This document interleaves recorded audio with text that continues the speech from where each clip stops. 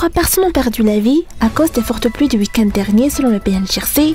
Le barrage du Fuktan d'Antanamento à Pitatavik s'est rompu ce matin à cause des pluies. 8 maisons ont été détruites et de nombreux biens endommagés. Plusieurs foyers ont été déplacés. 3 personnes ont été gravement blessées lors de la mobilisation citoyenne contre le projet Basse Touliage hier après-midi. Des habitants ont organisé une marche de Touliage à Andabouy pour protester contre l'exploitation de l'île Ménite par l'entreprise. Les forces de l'ordre sont intervenues rapidement.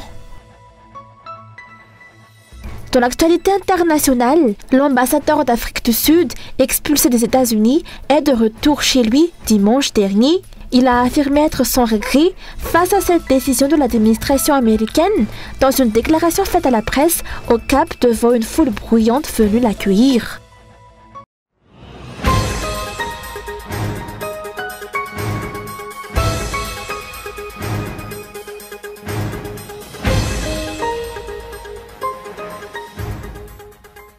En raison des fortes pluies qui se sont abattues le week-end dernier, selon le rapport officiel publié par le BNJRC cet après-midi. Vers 16h30, le barrage du Fuktan d'Antanamento, situé dans la commune d'Apitatavik, s'est rompu ce matin à 3h30 à cause de ces pluies torrentielles successives. Selon les habitants, 8 maisons ont été entièrement détruites et emportées par les eaux. De nombreux biens ont été endommagés ou emportés. De nombreux foyers ont été déplacés.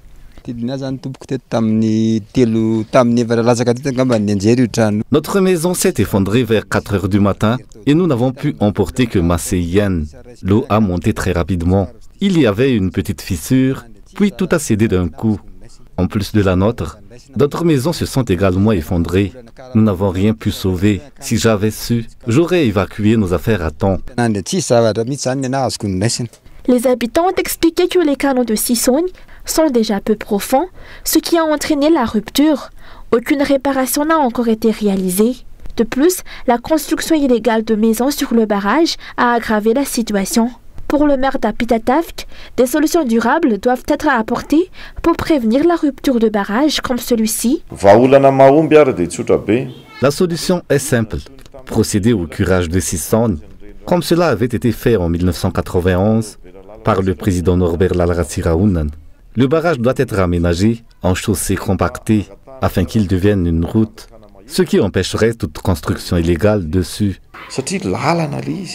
Selon le rapport officiel du BNJRC, 33 districts et 6 communes de la région d'Analamang ont été gravement touchés par les fortes pluies depuis le 22 mars. Parmi les victimes, 2 sont décédés à Ambouidanak et une à Pitatavik. Au total, 9761 personnes ont été sinistrées, réparties sur 2762 ménages. L'alerte rouge reste en vigueur pour la plaine d'Atananajiv, traversée par Sissogne. Cela concerne les localités de Tiafai, Androibe, Atadint, Bungatzaj, Atanetkiel, Ambouidzouk, Alatnen, Ambaza, Ambaitchus, Swalandi, Apanef, Swaven, Anuzatoljefen, Apitatavik, Ambavatukan, Fenoajiv, Itos, Ambutmanzak, Fiadanan et Apangabe.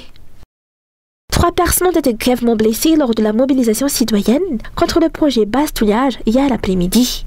De nombreux habitants avaient organisé une marche partant de Touliage en direction d'Andabouy pour protester contre l'exploitation de l'île Ménite par l'entreprise Basse Touliage.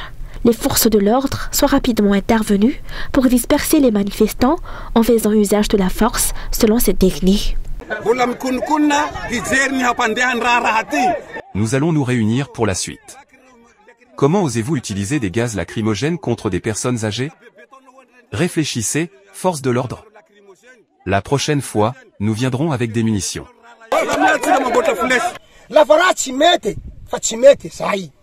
Ce n'est pas acceptable, tout simplement. Nous ne sommes pas opposés au développement, mais nous le sommes fermement lorsque cela met nos vies en danger. Si nous sommes contre, alors il faut arrêter ce projet. Les habitants de Touliage ont déclaré qu'ils ne reculeraient pas face à l'intimidation et poursuivront leur résistance pour protéger leurs terres.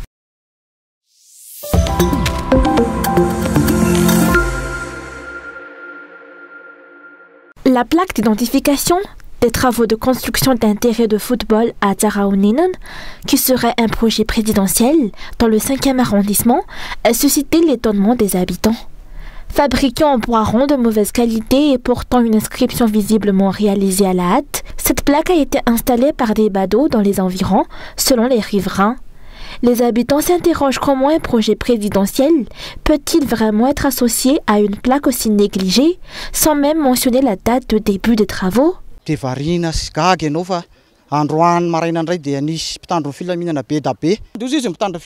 Ce matin, nous avons été surpris par le déploiement de plusieurs forces de l'ordre dans le secteur.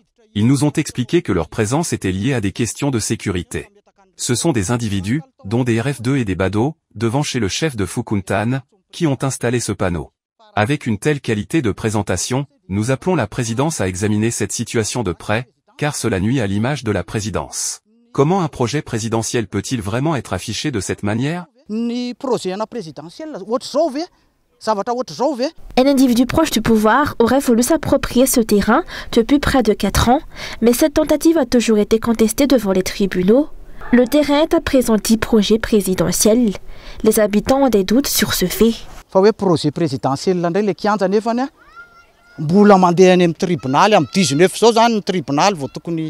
Ce terrain est désormais classé comme un projet présidentiel, alors qu'il fait encore l'objet d'un procès devant le tribunal, prévu pour le 19.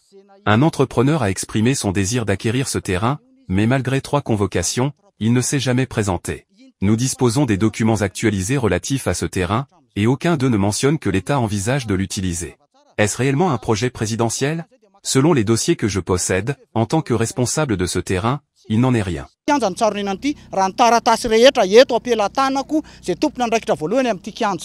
Les habitants de Tsaraoninen appellent la présidence de la République à apporter des éclaircissements. Si ce projet est véritablement un projet présidentiel, pourquoi la plaque est-elle si négligée? Est-ce parce qu'il s'agit d'un projet présidentiel qu'on se permet cette négligence, ou bien certains individus veulent-ils utiliser le nom du président pour légitimer des intentions d'accaparement de terrain?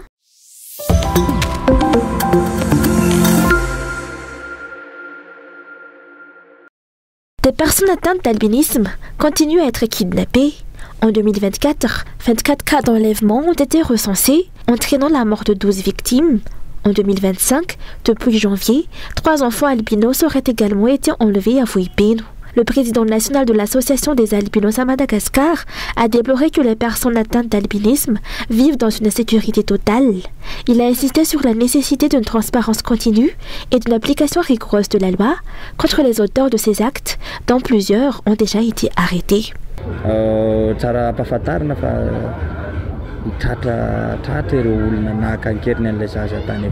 Les ravisseurs de ces enfants ont été arrêtés. 4 ont été transférés à Tsafai et 10 à Antanmour. Cette année, nous lutterons pour que ces criminels ne s'en tirent pas. Nous exigeons une transparence totale dans cette affaire. Ces chiffres illustrent bien l'insécurité persistante à laquelle les albinos sont confrontés.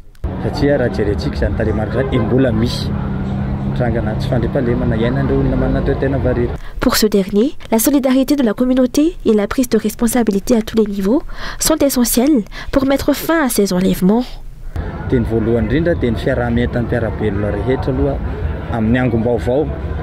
La première solution repose sur la solidarité de tous pour recueillir les informations nécessaires et sur l'engagement responsable à chaque échelle.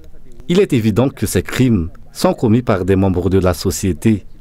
Notre association se donne pour mission de sensibiliser les citoyens en rappelant que les albinos sont comme tout le monde.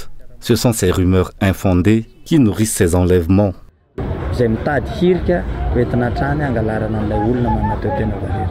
Aucune preuve scientifique n'a confirmé l'existence d'organes particuliers chez les personnes atteintes d'albinisme. Tous les citoyens, y compris les personnes atteintes d'albinisme, doivent être protégés contre les violences. Mais la sempiternelle question qui se pose est de savoir qui jouit encore de ses droits à la sécurité aujourd'hui à Madagascar.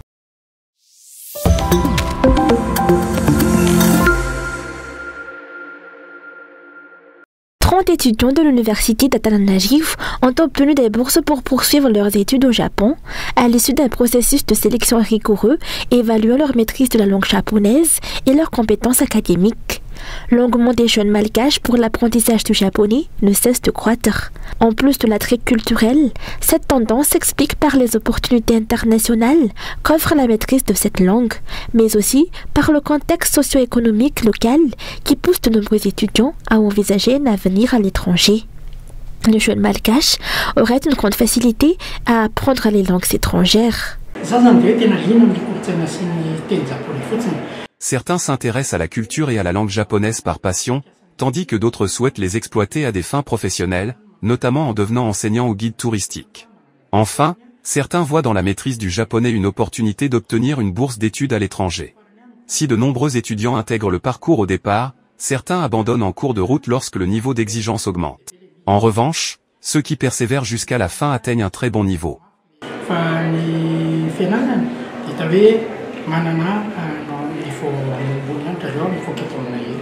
Les bourses sont offertes par une entreprise privée japonaise et l'ambassade du Japon à Madagascar. Elles sont disponibles chaque année. Il est constaté dernièrement que l'éducation à Madagascar rencontre de nombreux problèmes et n'est pas considérée comme une priorité.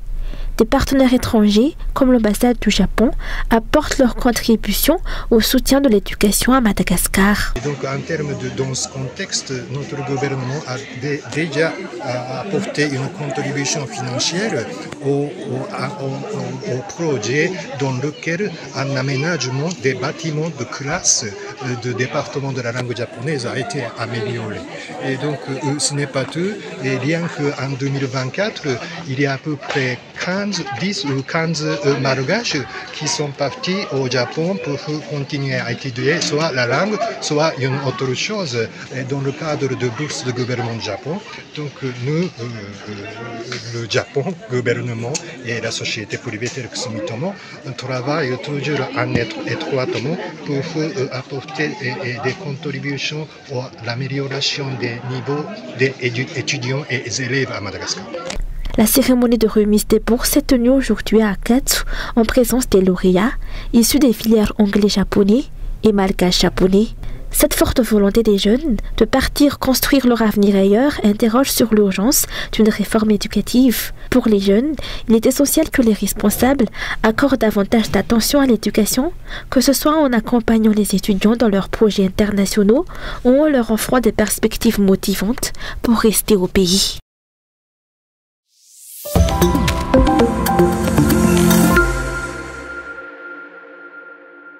Peu de jeunes malgaches osent prendre des responsabilités et prendre des initiatives. La première raison est la mentalité malgache qui veut que la direction soit réservée aux personnes âgées. Selon les acteurs du secteur du développement du leadership des jeunes, le manque d'accès à l'éducation, notamment dans les régions, constitue également un obstacle. Un accès limité à l'éducation, un accès limité à la formation, un accès limité aux opportunités.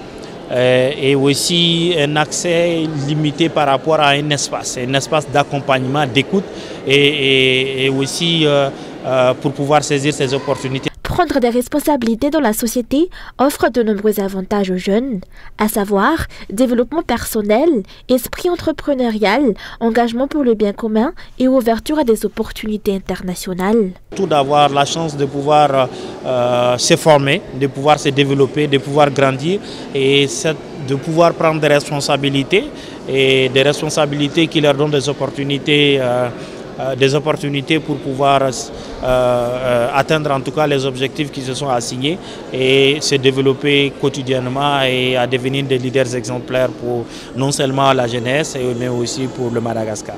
L'une des missions de la Jeune Chambre internationale est de former les jeunes à devenir des leaders. L'organisation encourage l'autonomie et la prise d'initiative afin d'aider la jeunesse à jouer un rôle actif dans le développement de leur communauté. La semaine dernière, Abdoulaye Amadou Traoré, vice-président international de la JCI, a effectué une visite à la JCI Madagascar, une visite dont la JCI Antananarivo a été l'hôte.